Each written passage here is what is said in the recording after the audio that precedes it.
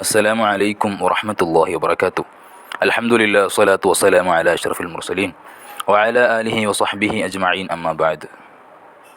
رب اشرح لي صدري ويسر لي أمري واحلل عقدة من لساني يفقه قولي وبهمزة القرار عم المصطفى أسد لله سيد الشهداء يا رب الله. بسم الله الرحمن الرحيم.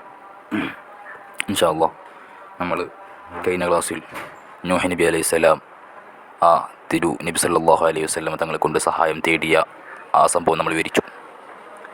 ഇൻഷാ അല്ലാഹ് നമുക്ക് പറയാനുള്ളത് വകാന ഫീ സുൽബി ഇബ്രാഹിം അലൈഹിസ്സലാം ഹീന ഉൽഖിയ ഫിൻ നാരി ഫആദ വസാറ ലഹബുഹാ മുഹമ്മദ എന്നുള്ള ഭാഗമാണ് ഇൻഷാ അല്ലാഹ്. വകാന ഫീ സുൽബി ഇബ്രാഹിം അലൈഹിസ്സലാം, മുത്ത് റസൂലുള്ളാഹി സ്വല്ലല്ലാഹു അലൈഹി വസല്ലം തങ്ങളുടെ തിരുനൂറ് ഇബ്രാഹിം നബി അലൈഹിസ്സലാമിൻ്റെ മുതുകിലുണ്ടായിരുന്നു. വകാന ഫീ സുൽബി ഇബ്രാഹിം അലൈഹിസ്സലാം. ഏത് സന്ദർഭത്തിൽ? ഹീന ഉൽഖിയ ഫിന്നാർ, ആ തീയിലേക്ക് എറിയപ്പെട്ട സമയത്ത് മുത്തനബി സല്ലല്ലാഹു അലൈഹി വസല്ലമ തങ്ങളുടെ തിരുനൂറ് ഇബ്രാഹിം നബി അലൈഹി സ്വലാമിൻ്റെ മുതുകിലുണ്ടായിരുന്നു. എന്നിട്ടോ ഫഅദ വസാറ ലഹബുഹാ മുഹമ്മദ, അത് കാരണമായിട്ട്, ആ നൂറ് ഇബ്രാഹിം നബി അലൈഹി സ്വലാമിൻ്റെ മുതുകിലുണ്ടായിരുന്നത് കാരണമായിട്ട് ആ തീയുടെ തീനാളം കെട്ടണഞ്ഞു പോയി എന്ന് മഖ്ദൂം തങ്ങൾ എഴുതിയിരിക്കുകയാണ്. ഇബ്രാഹിം നബി അലൈഹി സ്വലാമിനെ തീയിലേക്ക് എറിയപ്പെട്ട സമയത്ത് മഹാനവറുകളുടെ മുതുകിൽ മുത്തുനബി സല്ലല്ലാഹു അലൈഹി വസല്ലമ തങ്ങളുടെ തിരുനൂറ് ഉണ്ടായത് കൊണ്ടാണ് ആ തീയുടെ നാളങ്ങൾ കെട്ടുപോയത് എന്ന് മഹാനവറുകൾ സൂചിപ്പിക്കുന്നു. നമുക്കെല്ലാവർക്കും അറിയുന്ന ചരിത്രമാണത്, ഇബ്രാഹിം നബി അലൈഹി സ്വലാമിനെ തീയിലേക്ക് എറിയുന്ന സംഭവം.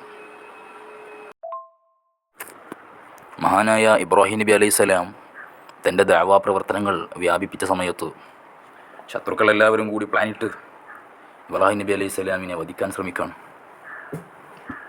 അങ്ങനെ നമ്രൂദ് ഇബ്രാഹിം നബി അലൈഹി സ്വലാമിനെ പിടിച്ചു. അങ്ങനെ തീയിലെറിഞ്ഞ് കൊല്ലുക എന്ന തീരുമാനത്തിലെത്തുന്നു. നമ്രൂദ് എന്ന് പറഞ്ഞാൽ വലിയ ഭരണാധികാരിയാണ്. ഇൻഷാ അല്ലാഹ് തഫ്സീർ തബരിയൊക്കെ എടുത്ത് നോക്കിയാൽ അതിൽ കാണാൻ കഴിയും. മുജാഹിദ് റളിയല്ലാഹു അൻഹു ഉദ്ധരണി കൊണ്ടുവരുന്നുണ്ട്. ഭൂലോക ചക്രവർത്തിമാർ 4 ആൾക്കാരാണ്, 2 സത്യവിശ്വാസികളും 2 അവിശ്വാസികളും. സത്യവിശ്വാസികളായിട്ടുള്ള 2 ആൾക്കാർ അത് സുലൈമാൻ നബി അലൈഹി സ്വലാം ദുൽഖർനൈനി റളിയല്ലാഹു അൻഹുമാണ്. അവിശ്വാസികളായിട്ടുള്ള 2 ആൾക്കാർ ഒന്ന് ബുഖ്തുനസറും അതേപോലെ തന്നെ നമ്രൂദും ആണ് എന്ന് തഫ്സീർ തബരിയിൽ കാണാൻ കഴിയും. അപ്പോൾ ചില്ലറ രാജാവല്ല, ലോകം അടക്കി ഭരിച്ച രാജാവാണ്. ആ രാജാവ് 3 മാസക്കാലം ഒരുപാട് വിറകുകൾ ശേഖരിച്ച് വലിയ തീ കത്തിക്കുകയാണ്, ശക്തമായിട്ടുള്ള തീ.